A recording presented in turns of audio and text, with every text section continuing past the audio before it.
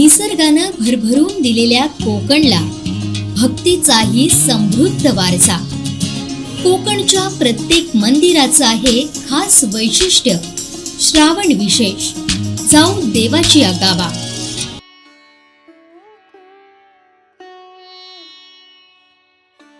सावंतवाडीला जसं मोती तलाव, नरेंद्र डोंगर आणि राजवाडा यांचं जसं वैभव लाभलंय, तशी संस्थानकालीन अनेक मंदिरही आहेत.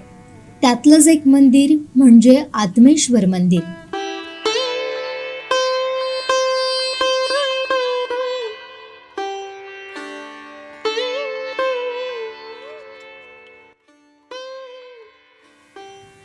जाऊ देवाजीच्या गावा या कोकण सात लाईव्हच्या विशेष श्रावणानिमित्ताच्या खास भागात मी भगवान शेट्टी तुम्हा सर्वांचं स्वागत करतोय. आम्ही आत्ता आहोत सावंतवाडीतील प्रसिद्ध आत्मेश्वर मंदिरात आणि या मंदिराचा इतिहास आणि या मंदिरासमोर असलेल्या तळ्याचा इतिहास आपण आजच्या भागातनं जाणून घेऊयात.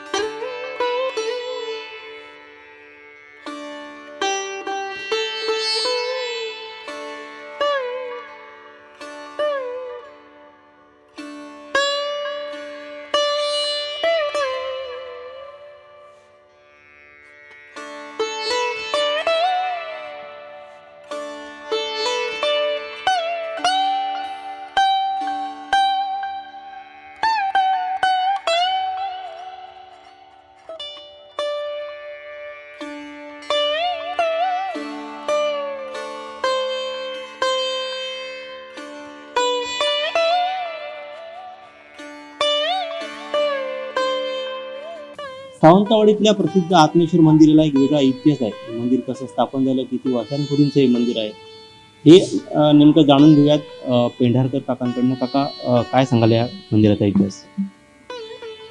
या मंदिराचा इतिहास म्हणजे अतिशय अद्भुतपूर्ण असा आहे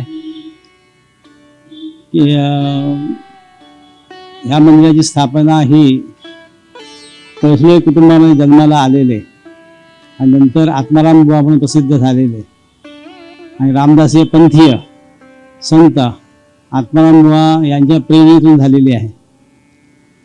हे रामदासी संप्रदाय जो होता, ह्या संप्रदायामध्ये ते साधना करायचे आणि सातारा जिल्ह्यामध्ये जे शिरगाव हे गाव आहे, त्या मठाची धुरा यांच्याकडे होती आणि यांचं नेहमी वास्तव्य हे मुंबईला गिरगावला तिथे असायचं.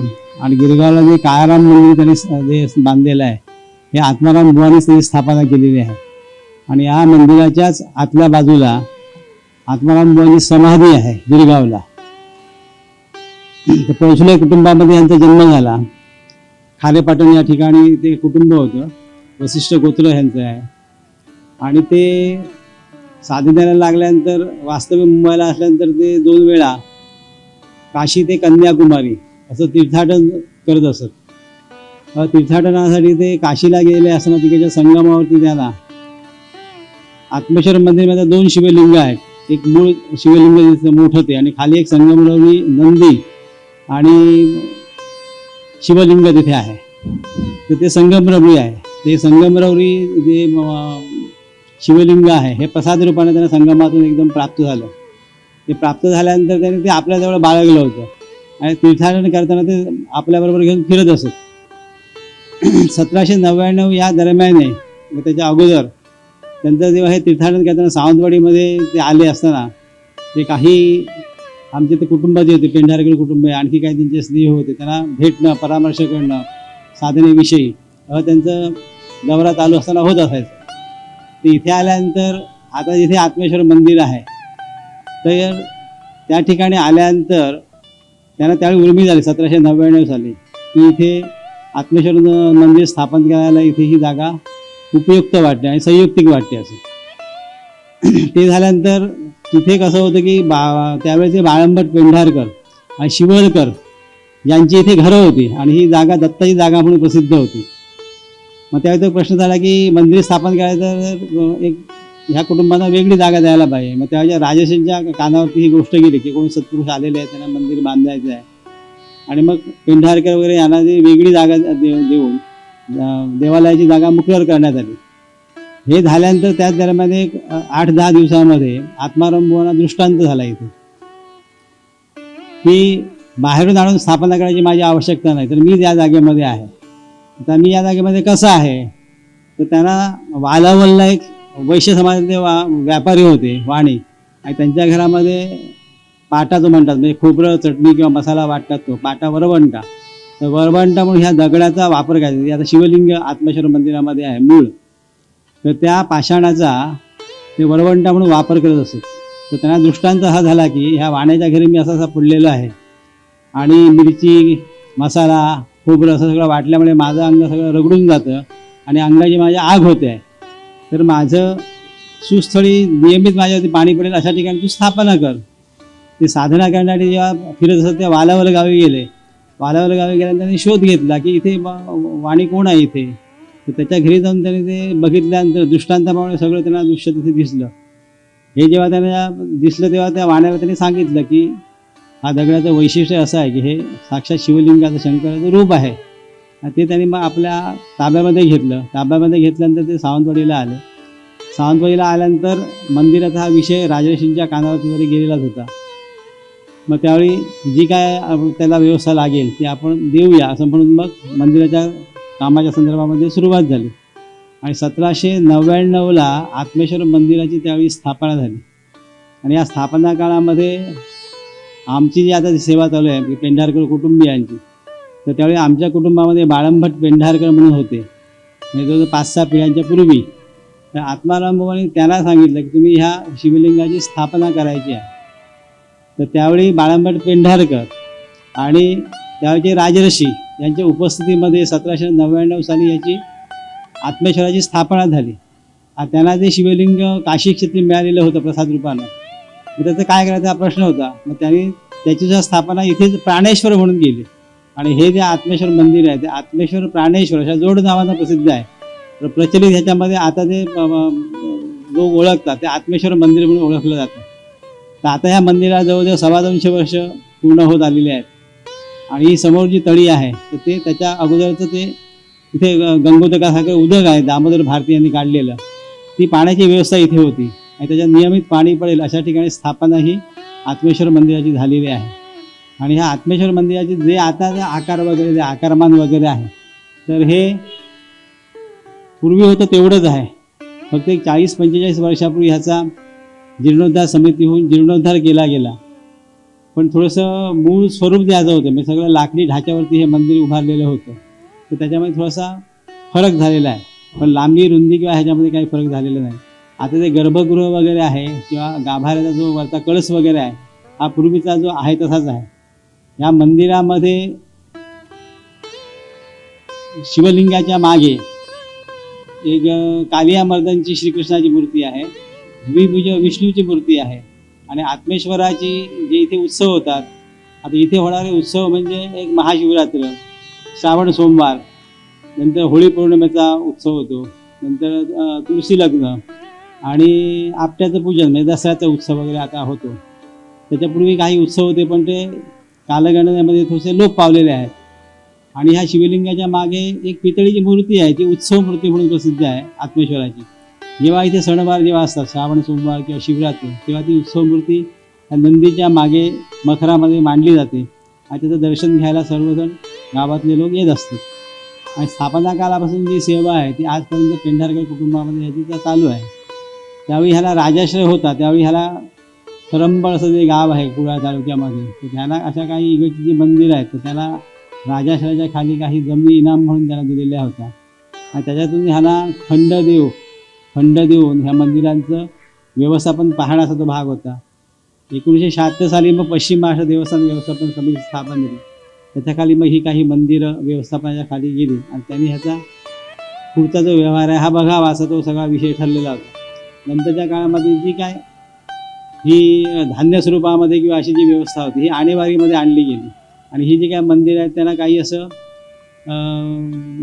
त्याचं एक मानधन म्हणून किंवा त्याचं एक औपचारिक त्याचा मान असतो त्याप्रमाणे त्यांना काही असं नेमणुका त्याला दिल्या जातात. तसे आत्मेश्वर मंदिरला सुद्धा नेमणूक आहे 189 रुपये वर्षाला असं. त्याच्यामध्ये हे सगळे कार्यक्रम चालतात. राजाश्रय असताना कसं होतं की राजे जे होते ते प्रत्येक उत्सवाला काय लागेल, धान्य काय लागेल, वस्तू काय लागेल, हे सर्व त्यांचं आणेवारीमध्ये किंवा त्याच्यामध्ये सगळं असं काही नोंदी आहेत. त्या नोंदीप्रमाणे ते सगळं देत असत. पण कालोगामध्ये आताच्या ह्याच्यामध्ये ही परिस्थिती बदललेली आहे आणि ते काय इथे भक्त येतात किंवा भक्त करून जे काय अर्पण होतं ह्या माध्यमातून मग ह्या देवळाचं जे काय सगळं नित्यनैमित्तिक आहे चालू आहे. आता इथे काही वर्षापूर्वी जीर्णोद्धार झाल्यानंतर स्थानिक सल्लागार समिती नेमली गेली. स्थानिक सल्लागार समितीतून मग काही कामं इथे जी आहेत ती इथे केली जातात. पण सर्वांगीण दृष्टीने आणखी जी काही कामं करणं आवश्यक आहे ती सुद्धा करणं महत्त्वाचं ठरतं. त्याप्रमाणे लक्ष घालून ती आणखी केली गेली पाहिजे. तर असा ह्या देवालयाचा इतिहास आहे. आणि मंदिराच्या बाहेर एक उजव्या सोंडीचा गणपती आहे. उजव्या बाजूला एक शिवलिंग आहे ज्यांना कारण ह्या गर्भगृहामध्ये ब्राह्मणाव्यतिरिक्त इतरांना प्रवेश नाही आहे. आणि ज्यावेळी आत्माराम म्हणून त्याला काही बंधनं घालून तिकडचं चैतन्य किंवा तिकडचा सात्विकपणा जो आहे तर ते टिकून राहावं या दृष्टीने त्यांनी काही बंधनं घातलेली आहेत. त्यामुळे इतरांना सर्वांना सेवा करता येऊन बाजूला उजव्या बाजूला मंदिराच्या गाभाऱ्याच्या शिवलिंगाची स्थापना केलेली आहे. आणि समोर एक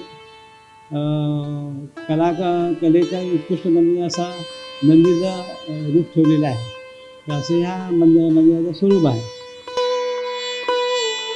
नरेंद्र डोंगराच्या अगदी काही अंतरावर असलेलं हे मंदिर आणि मंदिरासमोर असलेली तळी एकदा तरी नक्की पाहावी अशीच आहे.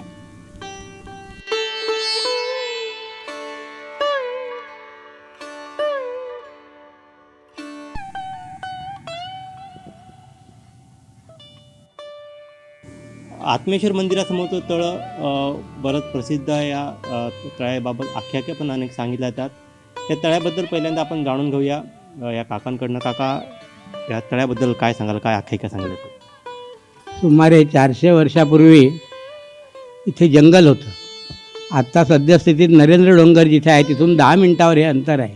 त्याच्यामुळे इथे जंगल असणं हे स्वाभाविक होतं. आणि राजे इथले शिकारीला आले होते तर त्यांना तहान लागली म्हणून पाणी शोधत शोधत इथे आले. तर ह्या तळीच्या ठिकाणी दामोदर भारती नावाचे संत एका खडकावर तपश्चर्या करत बसले. तर त्यांना विचारणा केली की पाणी प्यायचं कुठे मिळेल, राजांना तहान लागली. तर त्यांच्या हातात त्रिशूळ होता तिथे बाजूला ठेवलेला.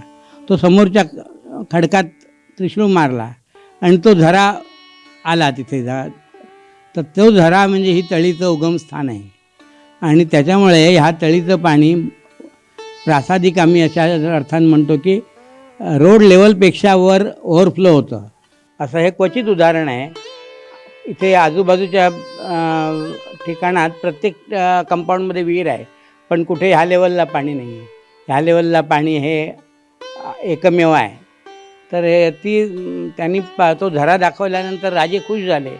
हा सिद्धपुरुष आहे म्हणून इथली जवळजवळ 100-200 घराची राहतील एवढी जमीन त्यांना दान करून टाकली. तर त्यांच्या काळात जी माणसं आली तर त्यांना त्या दामोदर भारतींनी ती राहायला दिली. वस्ती करा, चंद्रसूर्य असेपर्यंत ह्याचा उपभोग घ्या म्हणून त्यांच्या नावावरती जमीन दिली. असा ह्या तळीचा इतिहास आहे. साधारण किती वर्ष म्हणाला? 400 वर्षापूर्वीचा हा इतिहास आहे साधारण. आणि त्याच्यानंतर मग त्यांची समाधी त्याच काळात संस्थांच्या काळात इथेच समोर बांधली गेली. इथे समोर जे दिसतं आहे समाधी मंदिर आहे.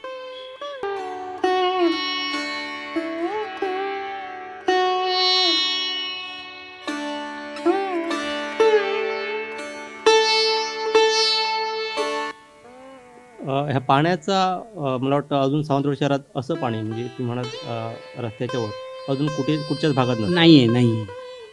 आत्ता तुम्ही जर फोटो काढला तर 2 ते 3 इंचावर पाणी आहे. ह्या लेवलला पाणी कुठेही मिळणार नाही. हे एकदा ओव्हरफ्लो व्हायला लागलं साधारण आषाढी एकादशीनंतर ओव्हरफ्लो व्हायला लागलं तर 6 ते 8 महिने ओव्हरफ्लो होतं. नंतर सगळीचकडे पाण्याचं टेबल किंवा लेवल खाली झाल्यानंतर एक एक फूट पाणी खाली जातं, पण पाणी आटत नाही कधी. बारमाही पाणी आटत नाही. एक झराच आहे, म्हणजे विहिरीसारखाच झरा आहे. फक्त ह्याचं वैशिष्ट्य आहे की ह्या रोड लेवलपेक्षा हे उंचावर ओव्हरफ्लो होतं, की बाकी विहिरी ओव्हरफ्लो होत नाही.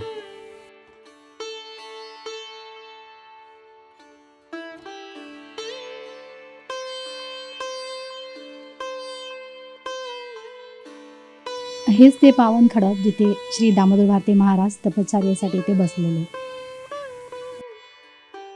नरेंद्र डोंगराच्या अगदी काही अंतरावर असलेलं हे मंदिर आणि मंदिरासमोर असलेली तळी एकदा तरी नक्की पाहावी अशीच आहे.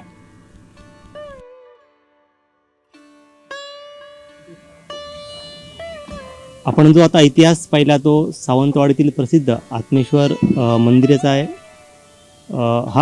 हे मंदिर कसं स्थापन झालं, याच्या बाबतीत काय पार्श्वभूमी आहे, ते सगळं पेंढारकर काकांनी आपल्याला सांगितलं आहे. आणि अशी जी पुरातन मंदिरं आहेत कोकणातली, त्याला वेगळा असा वारसा आहे, त्याला वेगळा इतिहास आहे. तोच यात मंदिराच्या रूपानं आपल्याला पाहायला मिळाला. व्हिडिओ जर्नलिस्ट प्रसाद कदमसह भगवान शेळटे, कोकण सात लाईव्ह, सावंतवाडी.